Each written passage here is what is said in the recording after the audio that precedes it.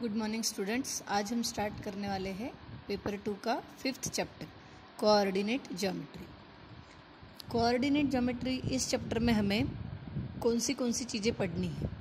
पहला है distance formula, section formula and slope of a line. अब डिस्टेंस फार्मूले तक जाने से पहले हम कुछ बेसिक पढ़ेंगे। कोऑर्डिनेट ज्योमेट्री यानी एग्जैक्टली क्या होता है। तो देखो, डिस्टेंस फाइंड करना है हमें। किसी भी दो पॉइंट्स का डिस्टेंस अगर फाइंड करना है तो हम 8th स्टैंडर्ड में पढ़ चुके हैं कि हमें नंबर लाइन दी जाती है।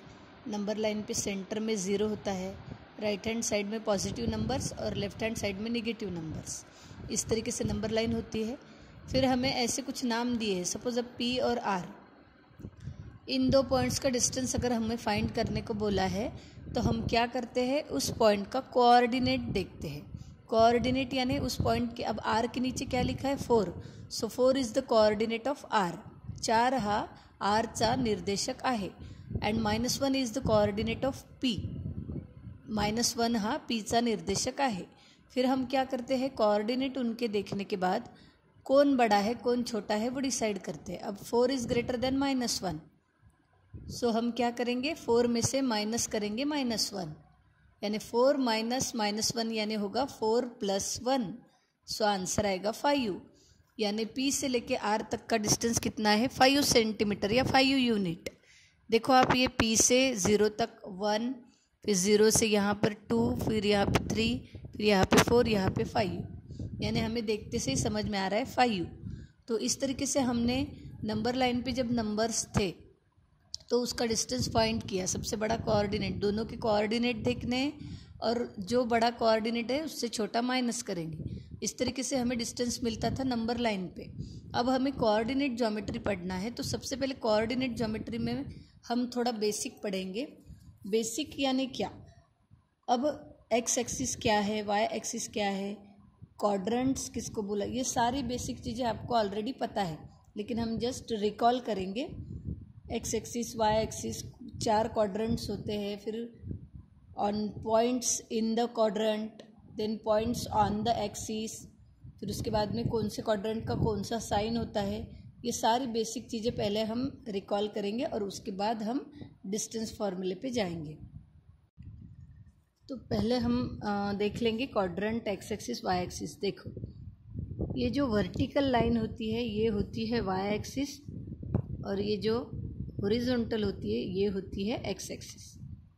ठीक है, आड़ी लाइन यानी एक्स एक्सिस, खड़ी लाइन यानी वाई एक्सिस, इसको बोला जाता है ओरिजिन। उसके बाद राइट हैंड साइड में पॉजिटिव नंबर्स होते हैं 1 2 3 4 and so on. Left hand side में निगेटिव -1 -2 -3 -4 एंड सो ऑन। उसी तरीके से ऊपर में होते हैं पॉजिटिव 1 2 3 4 5 एंड सो ऑन। नीचे में होते हैं निगेटिव -1 -2 -3 -4 एंड सो ऑन। ये सब बेसिक नॉलेज है, हमें ऑलरेडी पता है। This is x axis, this is why axis. अब हमें इस एक्स और वाई एक्सिस की वजह से देखो 4 क्वाड्रेंट तैयार हो गए। तो इसको बोला जाता है first quadrant, second quadrant, this is third and this is fourth. अब इसका साइन देखना है, तो कभी भी कोऑर्डिनेट ज्योमेट्री में कोऑर्डिनेट ये ब्रैकेट में लिखे जाते हैं और विथ कॉमा। और फर्स्ट पहले हम एक्स का ही कोऑर्डिनेट लिखते हैं। अब एक्स का साइन कौन सा है, प्लस, और वाई एक्सिस पे भी प्लस वाले नंबर है, इसलिए फर्स्ट क्वाड्रेंट का sign plus plus. Second quadrant, X axis पहले देखेंगे उसका साइन माइनस है, वाई एक्सिस का प्लस है, इसलिए सेकेंड क्वाड्रेंट का साइन है माइनस प्लस। थर्ड क्वाड्रेंट, पहले एक्स एक्सिस माइनस, फिर वाई एक्सिस वो भी माइनस, इसलिए थर्ड क्वाड्रेंट का साइन है माइनस माइनस। फोर्थ क्वाड्रेंट, पहले एक्स प्लस है, फिर वाई माइनस है, so plus minus is the sign of fourth quadrant. तो देखो, X axis, Y axis, first second third fourth, ये 4 क्वाड्रेंट हमने देखे हैं। अब हमें पढ़ना है कि अगर हमें कोई 2 पॉइंट्स दिए हैं एक्स एक्सिस पर, जैसे कि यहाँ पे एक पॉइंट दिया है और यहाँ पे एक पॉइंट दिया है, सपोज ये ए है ये बी है, और हमें बोला है ए बी का डिस्टेंस निकालो। तो जैसे नंबर लाइन पे निकालते वैसे ही निकालोगे। बड़े में से 4 बड़ा है, b का कोऑर्डिनेट 4 है, a का कोऑर्डिनेट 1 है, 4 is greater than 1, so 4 minus 3 answer मिलेगा, 4 माइनस 1 आंसर मिलेगा 3। सो देखो 1 2 3 बराबर है 3 यूनिट है उसका डिस्टेंस। तो इस तरीके से हमने निकाल लिया।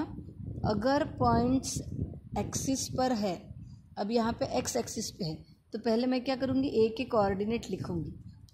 अब ए ये पॉइंट एक्स एक्सिस पे है तो उसका एक्स कोऑर्डिनेट कितना है 1, और वाई पे है ही नहीं वो, तो वाई कोऑर्डिनेट 0 रहेगा। उसी तरीके से बी भी एक्स एक्सिस पर है, उसका एक्स कोऑर्डिनेट 4 है और वो एक्स पे रहने की वजह से वाई कोऑर्डिनेट 0 हो जाएगा।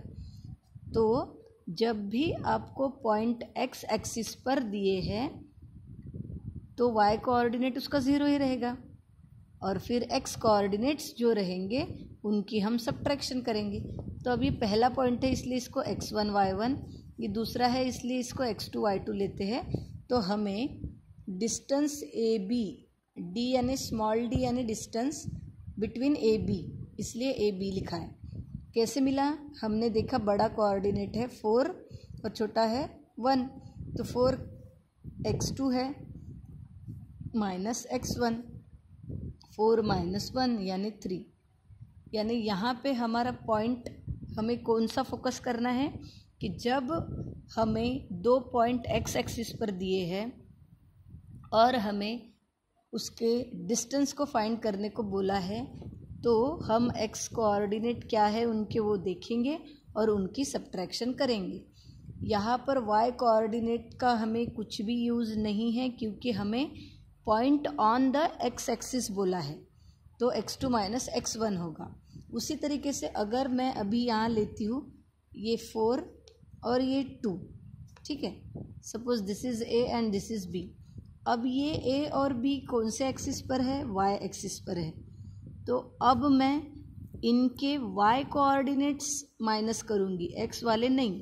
क्यों, क्योंकि अब देखो ये a y पर है तो इसके कोऑर्डिनेट, अब y पर रहने की वजह से इसका x कोऑर्डिनेट 0 होगा और इसका y कोऑर्डिनेट जहाँ पर वो है 4 है, और ये पॉइंट b के कोऑर्डिनेट क्या होंगे, वो y पे है इसलिए x कोऑर्डिनेट 0 और b कहाँ पे है 2 पे है। सो a के कोऑर्डिनेट हो गए, a के कोऑर्डिनेट 0 4 हो गए और b के कोऑर्डिनेट 0 2 हो गए। ये 2 पॉइंट हमने y एक्सिस पे लिए इसलिए उनके x कोऑर्डिनेट 0 हो गए। अब हमें इनका डिस्टेंस फाइंड करना है। सो ये पहला पॉइंट है इसलिए x1 y1, ये दूसरा है इसलिए x2 y2। अब मैं यहाँ पे इनका डिस्टेंस फाइंड करना है, तो अब x2 माइनस x1 नहीं करूँगी, y2 माइनस y1 करूँगी क्योंकि पॉइंट y एक्सिस पर है। सो 4 माइनस 2, सो आंसर आएगा 2। देखो चेक करो, 4 से लेके 3 तक, 3 से लेके 2 तक बराबर 2 यूनिट है। सो इस तरीके से हमें जब पॉइंट एक्स एक्सिस पे दिया है तो एक्स कोऑर्डिनेट माइनस करना है, पॉइंट वाई एक्सिस पे दिया है तो वाई कोऑर्डिनेट्स माइनस करना है। लेकिन अगर पॉइंट्स एक्स एक्सिस पर भी नहीं है, वाई एक्सिस पर भी नहीं है, किसी क्वाड्रेंट में है यानी ऐसे बीच में कहीं पर है, तो कैसे फाइंड करेंगे। तो देखो एक बार हम टेक्स्ट बुक का देख लेते हैं। हमें दिया है to find the distance between any 2 points on a axis, यानी देखो ये देखो ए और बी एक्सिस पे दिया है, तो एक्सिस पे रहने की वजह से इनके वाई कोऑर्डिनेट 0 हो गए और ये पहले नंबर पे इसलिए x1, वो दूसरे नंबर पे इसलिए x2। तो हमने डिस्टेंस ए बी कैसे निकाला, x2 माइनस x1। उसके बाद में देखो वाई एक्सिस पे अगर है तो वाई एक्सिस पे रहने की वजह से x वाले 0 हो गए और ये पहला लिया है तो y1, ये दूसरा है तो y2, फिर से y2 माइनस y1, तो डिस्टेंस मिल गया PQ का।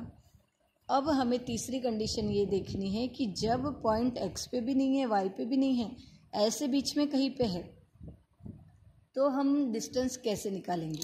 तो देखो आसान है, हमें पॉइंट यहाँ पे दिया है और यहाँ पे दिया है।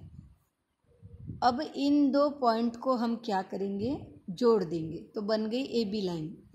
अब ये ए बी लाइन किसको पैरेलल है, एक्स एक्सिस को पैरेलल है, तो हम क्या करेंगे, उसको जोड़ देंगे एक्स एक्सिस से। किसको पैरेलल है वो पहले देखेंगे, जिसको पैरेलल है उसी पे उसको जोड़ेंगे। अब वो एक्स एक्सिस को पैरेलल है इसलिए हमने एक्स से जोड़ दिया।